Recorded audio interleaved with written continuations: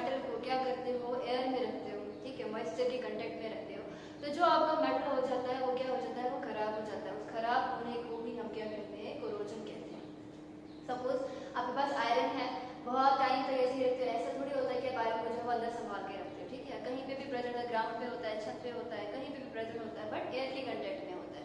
Air में moisture भी present होता है, तो कुछ टाइम के बाद, कुछ सालों के बाद आप देखते हो कि जो आपका आयरन होता है उसके ऊपर क्या होता है कि रेडिश ब्राउन कलर की लेयर जो है वो बन जाती है, जिसको हम क्या कहते हैं, रस्ट कहते हैं, ठीक है।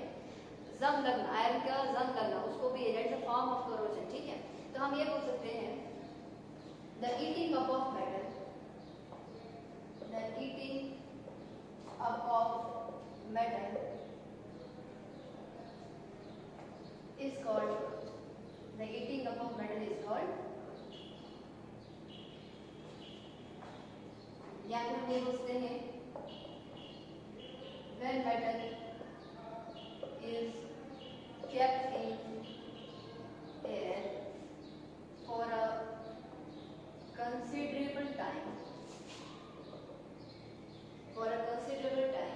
it gets corroded,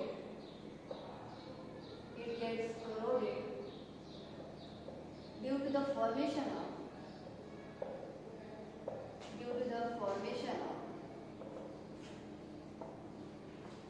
oxides, carbonates, sulfides on its surface. When metal is kept in air for a considerable time, it gets corroded due to the formation of oxides, sulfides, carbonates on its surface. By the reaction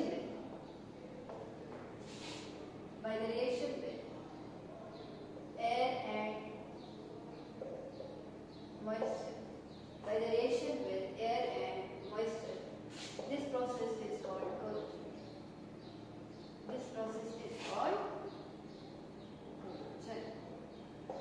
In case of iron, it is called rusting. जब किसी भी metal को आप क्या रखते हो, suppose करिए मेरे पास मेटल है, ठीक है, इसको अगर आप क्या रखते हो, एयर की प्रेजेंस में रखते हो, एयर में मॉइस्चर भी प्रेजेंट होता है, ठीक है, तो ये क्या होता है, ये जो मेटल की सरफेस होती है ये इस एयर और मॉइस्चर के कंटेक्ट पे आती है, इनके साथ रिएक्ट करती है और बहुत सारे डिफरेंट किस्म के प्रोडक्ट जो है बनाती है। ये हो सकता है कि एयर के ऑक्सीजन के साथ मिल जाए और आपके पास क्या बना दे, ऑक्साइड बना दे, वो भी एक किस्म का रस्ट होगा, सॉरी कोरोजन होगी। सपोज ऐसा भी हो सकता है कि ये एयर के कार्बन के साथ या कार्बन डाइऑक्साइड के साथ मिले, तो उस केस में आपका जो है वो कार्बोनेट बना देगा। इसका मतलब जो भी हो, मेटल कुछ भी हो, मेटल से या तो मेटल का ऑक्साइड बनेगा, क्योंकि एयर की प्रेजेंस में जो है जब वो होगा, जरूरी थोड़ी है कि वो हमेशा ऑक्सीजन के साथ ही रिएक्ट करे, वो कार्बन डाइऑक्साइड के साथ भी रिएक्ट कर सकता है, वो या सल्फर के साथ भी रिएक्ट कर सकता है। इसका मतलब कार्बोनेट बन सकता है, ऑक्साइड बन सकता है, सल्फाइड बन सकता है, बहुत सारे डिफरेंट तरीके के प्रोडक्ट बन सकते हैं। लेकिन जो भी बन रहा है, क्या मेटल रहा है? नहीं। सपोज मैंने आयरन को रखा, आयरन को एयर की प्रेजेंस में रखा, मॉइस्चर की प्रेजेंस में रखा, तो यहाँ पे क्या हो जाता है, आयरन का ऑक्साइड बन जाता है।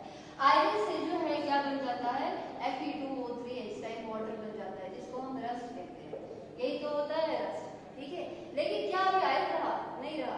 आयरन की सरफेस पे जितना भी आयरन था वो आयरन ऑक्साइड में जो है वो कन्वर्ट हो गया, मतलब मेटल नहीं रहा, मेटल खराब हो गया। इसी प्रोसेस को हम क्या कहते हैं, कोरोजन कहते हैं।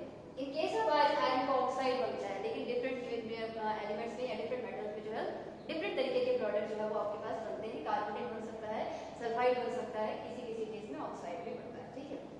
तो simple, what is corrosion? Corrosion का मतलब होता है ईटिंग अप ऑफ मेटल, ठीक है, eating up of metal by the air and oxygen, air और oxygen and the moisture present in air, eating up of metal by oxygen and moisture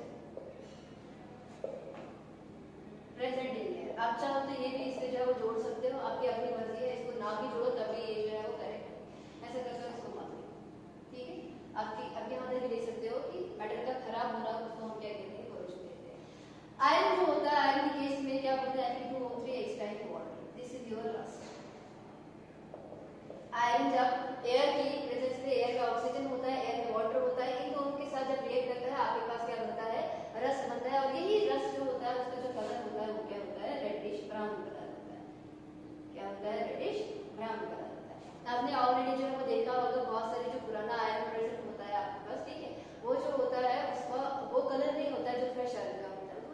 electron colour का जो है substance जो है उसने बनाया हुआ होता है, ठीक है। वो कैसे बनाया हुआ होता है, जो आपका आयरन होता है वो उसने एयर की ऑक्सीजन के साथ रिएक्ट किया होता है, मॉइस्चर के साथ रिएक्ट किया होता है, तब जाके आपके पास क्या बनता है, रस्ट बनता है। तो corrosion means eating up of metal. What are the necessary conditions for corrosion?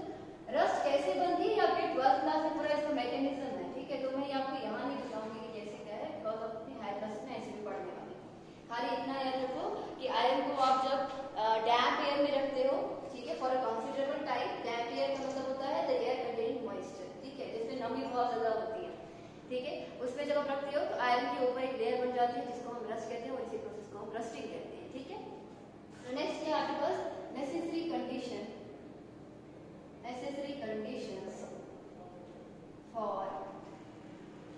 corrosion, necessary conditions for corrosion। कौन कौन सी ऐसी कंडीशन होती है जिससे आपका corrosion जो होता है मतलब ऐसी कौन सी कंडीशंस है जिसकी जो जरूरी है corrosion से अगर वो ना हो तो corrosion नहीं होता है। सबसे पहले क्या आएगा आपके पास, presence of air, presence of air। Next क्या है आपके पास, presence of moisture।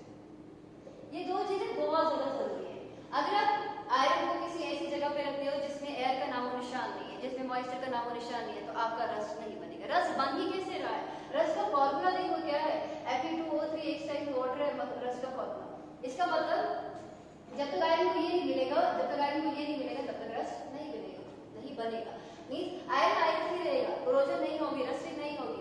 मींस जो आपका एलिमेंट होता है या मेटल होता है, उसको जब तक आप एयर नहीं देते हो, उसको जब तक आप मॉइस्चर नहीं दोगे, तब तक आपके पास जो है वो कोरोजन प्रोसेस नहीं होता है, मेटल जो है वो कोरोज नहीं होता है। So the two basic necessary condition for corrosion is the presence of moisture and air, ठीक है। नेक्स्ट है prevention of corrosion, prevention of corrosion. आपको कोरोजन को बचाना है, कैसे बचाओगे, सबसे पहले क्या है, आयरन के ऊपर आपने देखा होगा बहुत सारे आयरन के आर्टिकल्स जो प्रेजेंट होते हैं, ठीक है। उनमें क्या होते हैं, बहुत सारी हम जो है वो पेंट करते हैं उसके ऊपर, ठीक है। वो पेंट क्या करता है, ये पेंट जो होता है एज अ बैरियर का काम करता है, एक रुकावट। मतलब आपके पास आपके पास आयरन एलिमेंट है, उसके ऊपर आपने क्या कर दिया, पेंट लगा दिया, ठीक है। और आपके बाहर क्या है, कोई भी एयर वगैरह मॉइस्चर है, एयर मॉइस्चर आयरन की कंटेक्ट में आ गया तो आयरन जो है खराब हो जाएगा। लेकिन मैंने उसके ऊपर क्या डाल दिया, पेंट की एक लेयर डाल दी। वो पेंट क्या करेगा, ये बैरियर की तरह काम करेगा। ये इस आयरन को जो इसके नीचे होगा, पेंट के नीचे होगा, ये आयरन को जो है वो इसके कंटेक्ट में नहीं लाएगा, एयर और मॉइस्चर के कंटेक्ट में नहीं लाएगा, जिसकी वजह से आपका आयरन जो होगा वो बचा रहेगा, ठीक है। तो ये बैरियर का काम जो है करता है। दूसरी चीज oil and grease, iron article के ऊपर ऑयलिंग कर दो, ठीक है, उसके ऊपर ऑयल लगा दो, उसके ऊपर ग्रीस लगा दो, वो भी क्या होता है, वो भी एक किस्म का प्रोटेक्शन बनाता है आयरन के ऊपर, और आयरन का कंटेक्ट जो है वो एयर के साथ जो है वो नहीं होने देता है, जिसकी वजह से आपका आयरन जो है वो बचा रहता है, ठीक है। नंबर सेकंड है आपके पास, थर्ड है आपके पास गैल्वेनाइजेशन। गैल्वेनाइजेशन का मतलब क्या होता है, गैल्वेनाइजेशन का मतलब होता है coating of zinc on iron, coating of zinc on iron.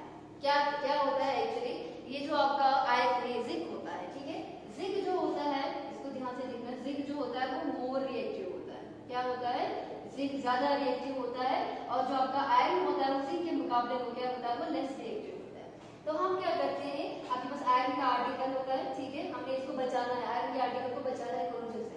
हम क्या करेंगे, इसके ऊपर एक कोटिंग लगा देंगे। कौन सी कोटिंग लगा देंगे, हम इसके ऊपर जिंक की कोटिंग जो है वो लगा देंगे। इसी प्रोसेस को हम क्या कहते हैं, गैल्वेनाइजेशन। होगा क्या इससे, जो आपका जिंक है ना, इसको हम सैक्रिफिशियल प्रोटेक्शन भी कहते हैं, सैक्रिफिशियल प्रोटेक्शन। जिंक अपने आप को सैक्रिफाइस करता है, जिंक ज्यादा रिएक्टिव है आयरन से। इसका मतलब जब आप आयरन के ऊपर जिंक जो है एलिमेंट डाल दोगे, तो अगर आपके पास एयर होगा कहीं, अगर आपके पास मॉइस्चर होगा कहीं, वो चाहेगा, आयरन चाहेगा उसके साथ रिएक्ट करना, लेकिन उसके ऊपर तो जिंक की कोटिंग है। अब जिंक ज्यादा रिएक्टिव है आयरन से, इसका मतलब जिंक जो है वो आयरन को जो है वो इसके कंटेक्ट में नहीं लाएगा, ये खुद चाहेगा उनके साथ रिएक्शन शो करना, और क्या हो जाएगा आपके पास, ये जो जिंक है ये आपके एयर और मॉइस्चर के साथ क्या हो जाएगा, कंटेक्ट में आएगा, उनके साथ रिएक्शन करेगा, जिंक जो है उसका नया कंपाउंड बनेगा, जिंक करोड होगा, लेकिन अंदर जो आपका इसके नीचे आयरन होगा वो जो है वो बच जाएगा। मतलब जिंक ने क्या किया, जिंक ने अपने आप को जो है वो सैक्रिफाइस कर दिया, किसके लिए, आयरन के लिए। क्यों, बिकॉज जिंक जो है वो ज्यादा रिएक्टिव है एज कम्पेयर टू आयरन, तो वो प्रेफरेबली जो है वो एयर और मॉइस्चर के साथ बिकॉज जिंक जो होगा इस केस में वो क्या करता है, वो सेक्रीफाइस करता है इसके लिए आयरन के लिए, ठीक है। लास्ट है आपके पास इलेक्ट्रोप्लेटिंग।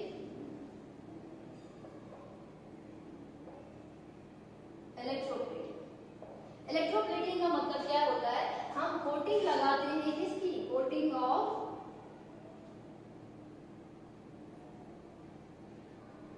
Corrosion resistant metals.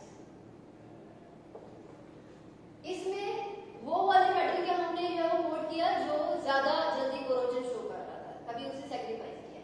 लेकिन यहाँ पर हम क्या करते हैं, कोटिंग डालते हैं आयरन के ऊपर उस चीज की जो कम, हम बोल सकते हैं रिएक्टिव है, जो कम कोरोजन जो है वो शो कर सकता है। मेरे पास आयरन आर्टिकल था नीचे, मैंने इसके ऊपर या तो निकल डाल दिया, या तो मैंने क्रोमियम डाल दिया, ठीक है, या तो मैंने टिन डाल दिया। ये तीन ऐसे एलिमेंट होते हैं जो थोड़े से लीस्ट रिएक्टिव होते हैं। इलेक्ट्रोप्लेटिंग में किस चीज का काम आता है, इसका इस पे निकल का काम आता है, ठीक है, इसमें जो है वो क्रोमियम का काम भी आता है, और कभी कभी इसमें जो है वो टिन की भी काम आती है, ठीक, टिन भी काम आता है। हम क्या करते हैं, आयरन एलिमेंट को जो है वो डिप करते हैं मॉल्टन स्टेट में, या तो टिन में, या तो क्रोमियम में, या तो निकल में, और आयरन को जो बाहर निकालते हैं, उसको थोड़ा ड्राई होने देते हैं, और उसकी वजह से क्या हो जाता है, आयरन के ऊपर कोटिंग आ जाती है निकल की, क्रोमियम की और टिन की। तो जो आपके ये तीन एलिमेंट होते हैं, ये क्या होते हैं, ये थोड़े से कम रिएक्टिव होते हैं, ये इतनी आसानी से जो है वो रिएक्ट नहीं होते हैं। इसका मतलब आयरन नीचे है, इसके ऊपर कोटिंग आ गई, सपोज निकल के आ गई, अब निकल इन कांटेक्ट विद एयर है, लेकिन ये जो है वो it is resistant to corrosion, हम बोल सकते हैं। इसकी वजह से क्या होगा, ये कोरोजन नहीं होने देता है किसकी, आयरन की। आयरन चाहता है कोरोड होना, आयरन जो है वो क्या होगा, वो चाहता है एयर और ऑक्सीजन के साथ या एयर और मॉइस्चर के साथ जो है वो रिएक्ट करवाना, लेकिन चूंकि कोटिंग होती है ऊपर टिन की या निकल की, वो उसको जो है वो इन कांटेक्ट में नहीं लाने देता है, जिसकी वजह से आपका आयरन जो है वो बचा रहता है, ठीक है। इस पे हम बहुत सारे हम बोल सकते हैं, जो टिफिन के बॉक्सेस वगैरह होते हैं, वहाँ पर टिन की कोटिंग होती है, कई कई जगह पे निकल वगैरह की कोटिंग होती है, जिससे आपका आयरन जो है वो बचा होता है। एक लास्ट स्टेप है, इसको कहते हैं लास्ट प्रोटेक्शन, जिसको हम क्या कहते हैं, अलॉयज। अलॉयज का मतलब क्या होता है, अलॉयज का मतलब होता है मिक्सचर ऑफ मेटल्स। बहुत सारे आपके जो एलिमेंट्स होते हैं, जो मेटल्स होते हैं, उनको हम क्या करते हैं, मिक्स करते हैं, और आपके पास क्या बनता है, एक नया किस्म का प्रोडक्ट बनाता है। सपोज करो आपके पास कॉपर है, आपके पास जिंक है, दोनों को आपने मेल्ट कर दिया, दोनों को जो है मिक्स कर दिया, फिर आपने जो है उसको मतलब ड्राई किया, वो हार्डन हो गया, और आपके पास एक नया कंपाउंड बना, जिसको हम क्या कहते हैं, अलॉयज कहते हैं। अलॉयज का मतलब क्या होता है, मिक्सचर ऑफ मेटल। बहुत सारे मेटल्स को आप जो है हम मिक्स कर सकते हैं, और आपके पास अलॉयज बना सकते हैं। और जब अलॉयज बन जाती है ना, तो अलॉयज भी क्या होती है, mostly it is resistant to, they are resistant to corrosion. आपके पास मोस्ट इंपोर्टेंट जो अलॉय होती है वो होती है आपके पास ब्रास, जो बनी होती है कॉपर की और जिंक की, ठीक है। इसके अलावा आपके पास होता है ब्रॉन्ज, वो बना होता है कॉपर का और टिन का, ठीक है। ये आपके पास मोस्ट इंपोर्टेंट अलॉयज होती है, ब्रास और ब्रॉन्ज, ठीक है, ब्रास एंड ब्रॉन्ज। इसके अलावा एक और चीज मैंने आपको पिछले वाले लेक्चर में जब इलेक्ट्रोप्लेटिंग पढ़ाई थी, मैंने जो है जब इलेक्ट्रो रिफाइनिंग पढ़ाई थी, मैंने कॉपर की रिफाइनिंग जब पढ़ाई आपको, वहाँ पे एक चीज मैंने बोला, मैंने जल्दी जल्दी में आपको बोल दिया दैट रेड मड होता है। मैंने आपको एक्चुअली फ्लो में मेरे में दिक्कत है कि जब आपका कॉपर जो होता है वो ऑक्सीडाइज होता है, फिर सॉल्यूशन से आयन जो होते हैं वो डिपॉजिट हो जाते हैं कैथोड के ऊपर। मैंने बोला था लास्ट पे एनोड के ऊपर रेड मड जो है वो बच जाता है, that is actually anode mud, वो आपका एनोड मड होता है, ठीक है। उसका नाम मैंने रेड नहीं लिखना, वो क्या होता है, एनोड मड होता है, ठीक है। एनोड मड बचता है लास्ट पे जब हम कॉपर की रिफाइनिंग करते हैं, इस चीज को जो है वहाँ पे करेक्ट करते हैं। ये था आपका कोरोजन क्या होता है, ठीक है। अब इसी के साथ ही क्या हो गया, आपका मेटल और नॉन मेटल जो है वो कंप्लीट हो गया। आज हम जो है अपना थोड़ा सा नेक्स्ट यूनिट भी जो है वो स्टार्ट करेंगे, that is acids, basis and salts, ठीक है। इसमें आज हम खाली इंडिकेटर्स के बारे में पढ़ेंगे, acids, basis and salts, acids, basis and salts. इसमें आप यूनिट से पता चल रहा है, आप एसिड के बारे में पढ़ोगे, आप बेस के बारे में पढ़ोगे, और आप सॉल्ट के बारे में पढ़ोगे। सबसे पहली चीज, इन तीनों से पहले एक नई चीज होती है जो आपको पता होनी चाहिए, जिसको हम कहते हैं इंडिकेटर। शायद अपने 7th क्लास में जो है पढ़ा होगा। इंडिकेटर क्या होता है, इंडिकेटर एक डाई होती है which changes its color, when come in contact with acid or base। एक ऐसी चीज जो अपने कलर को चेंज करता है, जब हम इसको किस में डालेंगे, एसिड में डालेंगे या फिर बेस में डालेंगे, इनको हम क्या कहते हैं, इंडिकेटर कहते हैं। सपोज इसका कुछ कलर है, मैंने एसिड में डाल दिया, कलर चेंज हो गया, मैंने बेस में डाल दिया, कलर कुछ और चेंज हो गया। जो अपने कलर को चेंज करे when they come in contact with acids or bases, that substance is called as, that dye is called as indicator। ठीक है, इंडिकेटर मोस्टली 3 तरीके के होते हैं। एक होता है आपका लिटमस, LITMUS, लिटमस। दूसरा होता है मिथाइल ऑरेंज, और थर्ड आपके पास होता है फिनोक्सिलीन।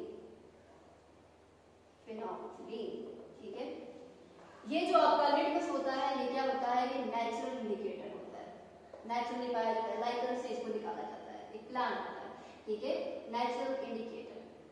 वेयर जो आपका मिथाइल ऑरेंज और जो फिनोक्सिलीन होता है, ये दोनों क्या होते हैं, आर्टिफिशियल इंडिकेटर्स कहते हैं, या फिर हम सिंथेटिक इंडिकेटर्स भी इनको कह सकते हैं, जिनको बनाया गया है, सिंथेटिक इंडिकेटर। ठीक है, ये नेचुरल इंडिकेटर होते हैं और ये सिंथेटिक इंडिकेटर होते हैं, इनको बनाया जाता है। जो लिटमस होते हैं वो क्या होते हैं, वो 2 तरीके के होते हैं। एक होता है आपके पास ब्लू लिटमस पेपर, और एक होता है आपके पास रेड लिटमस पेपर। ये जो ब्लू लिटमस होता है, ये क्या करता है, चेंजेस, इसको ऐसे लिखती हूँ, acid changes its colour into red. जब आपके पास ब्लू लिटमस पेपर होगा, उसको अगर आप एसिड में डालोगे तो बेस में डालोगे, ठीक है, ब्लू लिटमस, अच्छा ठीक है, ब्लू लिटमस पेपर को जब आप एसिड में डालते हो, ठीक है, तो ये इसको किस पे कन्वर्ट कर देता है, रेड में कन्वर्ट कर देता है। और अगर आप बेस को ब्लू लिटमस में डालोगे, इसके कलर में कोई भी चेंज नहीं आता। रेड में क्या होगा, base changes its color into, जब आपके पास बेस होगा, बेस में अगर आप रेड पेपर डालते हो, इसका कलर किस में चेंज हो जाता है, ब्लू में चेंज हो जाता है। लेकिन अगर एसिड में इसको इसमें डालोगे, इसका कलर जो है वो चेंज नहीं होता है। ठीक है।